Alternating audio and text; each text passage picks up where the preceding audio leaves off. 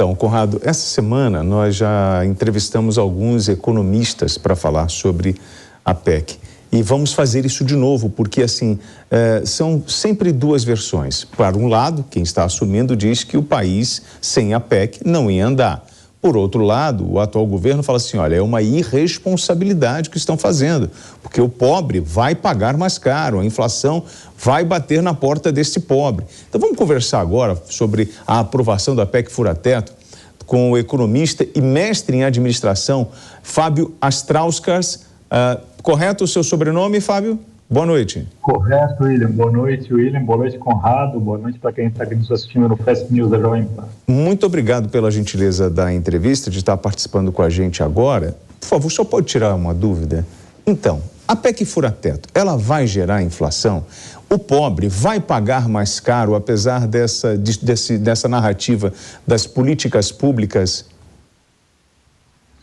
É importante dizer que eu estava ali vendo os comentários tanto da base governista ou futura governista, né, como da oposição ou futura oposição, e você mesmo fez um bom resumo, né, quem aprovou, defende a aprovação, dizendo que era necessário que ela fosse aprovada para manter mínima, né, benefícios aí para a camada mais pobre, mais afetada por essa crise toda que o país viveu com pandemia, como também, né, a outra parte dizendo que gastos desnecessários ou que é a PEC do rombo. De fato, eu chego a pensar que parte um pouco de cada lado tem um pouco de razão, William, porque, de fato, parece ser necessário que houvesse e que haja mais investimentos naqueles locais onde foram destinados esses aumentos da PEC, aí que o governo oficialmente chama de transição, né, na educação, saúde e vários outros, mas também ficou faltando, e isso é uma irresponsabilidade se a gente for levar o pé da letra,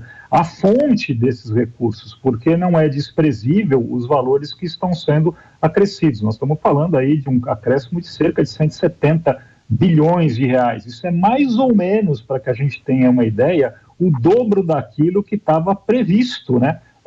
Ser de despesas que a gente chama de não discricionárias, porque o governo vai ter um déficit, já era natural que tivesse 60 e poucos bilhões de déficit, já estava previsto no orçamento inicial, foi para 231, portanto subiu 170, mas 100 bilhões é o que o governo podia gastar. Agora o governo tem mais 170. Se a gente descontar o que havia sido prometido pelo próprio Bolsonaro, ambos os candidatos haviam prometido, né, um aumento no Auxílio Brasil, algo perto de 55 bilhões de reais, a gente tem um acréscimo aí. Esse acréscimo é o dobro, né? Tanto é o dobro que as próprias emendas parlamentares acabaram ficando quase que o dobro também, e que ajudou a aprovar a PEC. Então, da onde virá esse recurso? E aí a sua pergunta, respondo.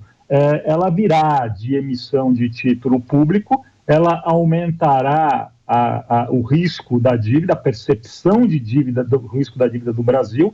Isso fará com que os juros fiquem mais tempo, mais alto, e isso poderá gerar um prejuízo para aquela camada da população que recorre com mais necessidade ao financiamento. Hoje, algo já em torno de 16% a 20% da renda de um trabalhador de R$2.000 por mês, ele gasta com juros. Vai gastar mais por mais tempo no ano que vem. Então, parte do dinheiro que vai ser dado para o Bolsa Família, como vai ser chamado a partir do dia 1º de janeiro de novo, ele será devolvido para o sistema financeiro na forma de juros mais altos. E várias outras pressões. A inflação provavelmente terá mais dificuldade de cair ao longo do ano. Nós teremos alguns efeitos perversos na economia, embora seja necessário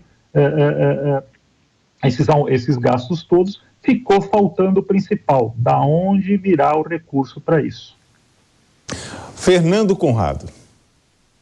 Não, eu até vou somar aqui o comentário do Fábio. Fábio, boa noite, prazer em tê-lo aqui conosco. Meus amigos, vocês viram o Fábio dizendo aqui que o primeiro requisito que a gente vai ser o quê?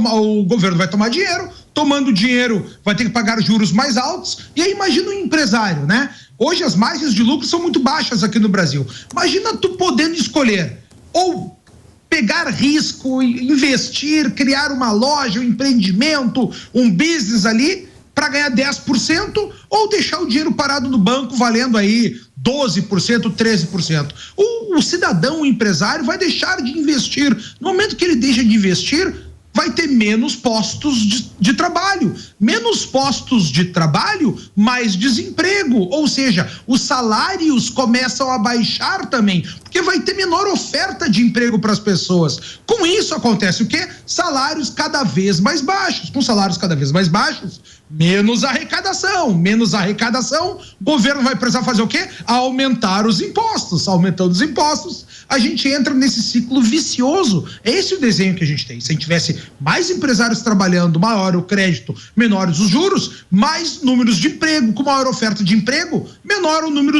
dos desempregados. Quanto menor o número dos desempregados, maiores os salários. Esse nosso sistema é autofágico. Deixa eu fazer uma pergunta aqui, Fábio, só para somar isso aqui. Se tu pudesse esclarecer de onde é que vai sair esse dinheiro, se eu falasse que vai sair do bolso do cidadão meu, do Fábio, do William, de quem está nos assistindo, eu estaria dando uma resposta certa a essa pergunta? Sem dúvida, o dinheiro vai sair da população brasileira, o dinheiro vai sair de cada um dos contribuintes, né? A maneira como essa tributação vai acontecer é que a gente não viu ainda e que vai ser definida provavelmente como foi, né, aventado pelo novo ministro da Economia, o Haddad. Ela pode vir de algumas maneiras, né? Dentro do exercício do ano de 2023, apenas aqueles tributos que a gente considera, né, em economia que são extras fiscais ou que podem ser tributados sem respeitar, né, o princípio de anualidade. Aqueles como imposto de exportação, importação, IOF, né? Então nós estamos falando aí de provavelmente alguma manobra que o governo em algum momento, né, deverá propor aí de um aumento ou de uma criação de algum IOF em algum tipo de transação financeira, por exemplo, no PIX, né? Então são maneiras que se pode fazer ao longo do ano de 2023 para o efeito em 2023, mas será necessário fazer isso se quiser manter os gastos, né, que estão sendo colocados, porque obviamente eles são todos para consumo, Conrado, os gastos que foram aprovados, eles não são para investimento, com exceção ali de 20 bilhões que foram colocados ali para investimento em estatais, né, e que provavelmente não serão suficientes. Significa o quê? Que esse dinheiro ele gasto, né, ele alimenta, como você bem colocou, a inflação, né, ele alimenta, né, a necessidade, e ele não alimenta o crescimento futuro da economia. Portanto, haverá que ter uma forma de arrecadação permanente. Aí, alíquotas de imposto de renda, ou de ICMS, IPI, outros tributos, provavelmente já para 2024, também deverão ser afetados. Tudo isso em cima de uma reforma tributária que se espera que se entregue juntamente, né, com a reforma fiscal que também, né, foi prometida pelo novo governo.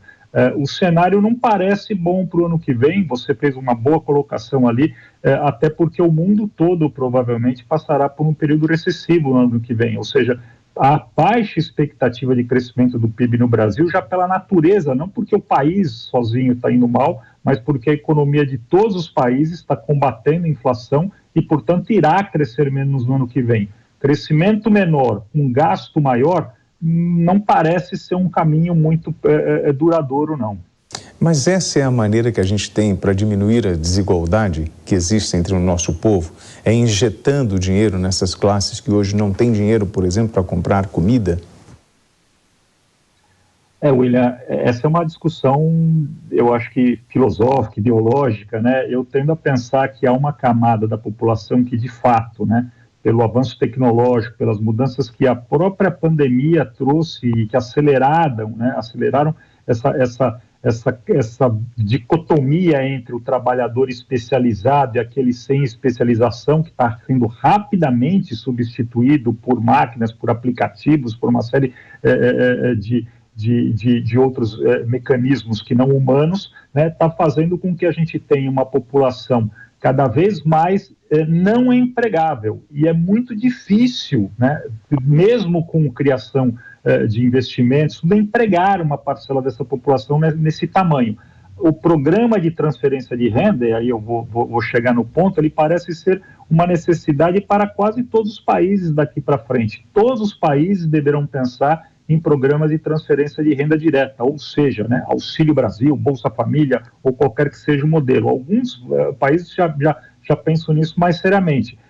Mas voltamos a dizer, isso é justo, isso é necessário, isso é humano, porém é imprescindível que se coloque a fonte desse recurso. Como isso será tributado? Quem irá pagar esta conta adicional? Porque esta conta virá, e se ela não for planejada, ela virá perversamente daquele próprio trabalhador ou daquela própria pessoa de menor renda que não consegue mais girar, por exemplo, o seu aluguel, as suas contas de água, de luz, e precisa recorrer a crédito rotativo pagando juros. Com esse mecanismo todo de aumento de gastos públicos e com mais juros, como o próprio Conrado colocou muito bem, essa parcela da população é que irá pagar esse juros mais alto, e não aquele que já tem investimento, que já tem dinheiro. Perversamente, quem irá pagar esta conta, por incrível que pareça, né, esse rombo adicional de 170 bilhões, né, sair de 60 para 230, será a camada mais necessitada da população, aquele para quem o governo está dizendo que vai dar dinheiro. Ele vai retornar pelo menos uns 45% do que receber na forma de impostos e juros.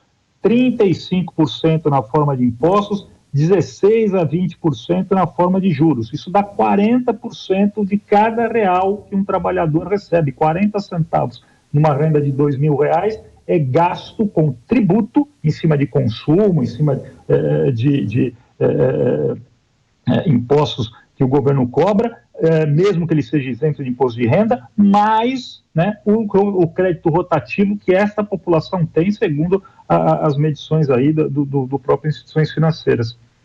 Provoquei o Conrado, e eu vou pedir licença a ele para fazer essa provocação para o senhor em relação à discussão sobre o orçamento. O Congresso aprovou o orçamento de 2023.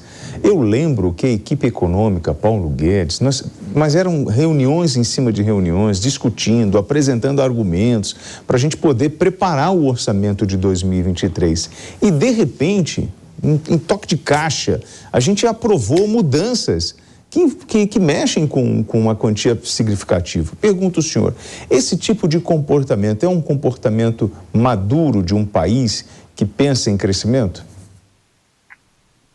Com certeza é um comportamento que ele é fisiológico no sentido de que ele está aproveitando um momento, né, um discurso, uma mudança de governo para colocar ali às pressas, né, uma mudança, seja ela boa ou seja ela ruim.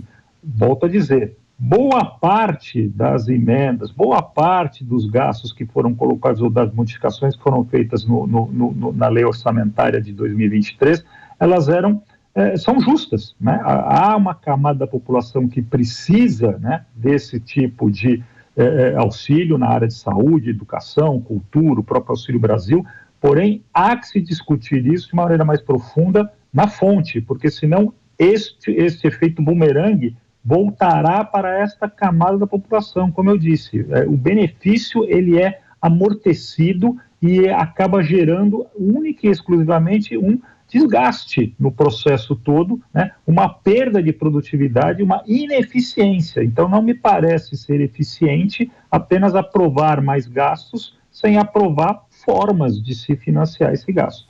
Fernando Conrado. Eu quero fazer um comentário sobre o que o Fábio falou, que isso é muito interessante, né? A gente tem um empenho tributário aqui no Brasil, um empenho de impostos do cidadão de 40%. William, no ano, 40% é de 365 dias, tu tem que trabalhar, alguém que nasceu entre R$3.000 aí, tá? Tem que trabalhar 141 dias pro governo. Tem que acordar de manhã e tomar banho, se barbear, para dar todo o teu dinheiro que tu fez durante 141 dias pro governo. Aqui no Brasil a gente tem expectativa de vida de 77 anos. 77, bom, digamos que as pessoas sonham que vão chegar lá, porque todo mundo vai morrer antes, né? Se tu sobreviver 77 anos, tu terá trabalhado 30 anos da tua vida pro governo. Meus amigos, isso é trabalho escravo, vocês não estão enxergando. O mundo já entrava em guerra, antigamente eu sou do Rio Grande do Sul, aqui tem honra da gente ter uma história de uma batalha que nós perdemos, mas tivemos a coragem de lutar, que foi a Revolução da Farroupilha, para não pagar o quinto dos infernos, né? Que era 20% de tributação que nós tínhamos aqui para extração de ouro, para a produção de carne, para a produção de gado. Hoje a gente tem uma taxa de 40% de tributação que sobe a escada da corrupção no serviço público e volta em serviços desnecessários de pior qualidade. E aí eu faço um outro comentário ao que o Fábio falou, que eu sou a favor mesmo que o dinheiro seja distribuído puro, cash gold para a população, para que ela decida, o pessoal mais pobre, o que quer fazer com esse dinheiro. Porque se a gente depender do serviço público, vai vindo uma saúde precária, uma segurança precária,